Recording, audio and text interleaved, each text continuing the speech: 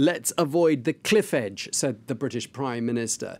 They have not heeded that call from the Prime Minister. Does that mean that the UK is going to fall off a cliff as she threatened it might? We knew what the date is. It's been set, it's already been set in stone for a while now. It's April 12th in the case that her deal didn't pass. So that is still looming. There's that has been, April 12th became the new March 29th, last week.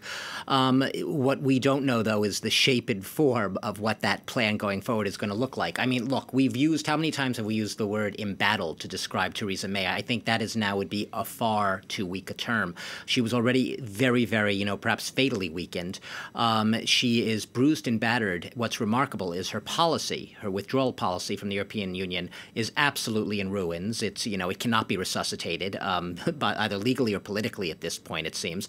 And yet, technically, at least, she's still standing, right? We had immediately following this third historic rejection of her deal, we had a call, one from the leader of the opposition, Jeremy Corbyn, once again for her to step down, and a call for a general election as well, which was also on the table of many options, even speculation going into this vote. But we also had, significantly, the deputy head of the very strongly pro-Brexit European Research Group, i.e. the ERG, very strong Brexiteers, if ever there were ones, also calling on Theresa May, basically to stand aside. We knew because Theresa May herself had sacrificed herself at the altar of her deal, saying she would step down if the deal passed. What we talk less about is what would happen in the event the deal didn't pass.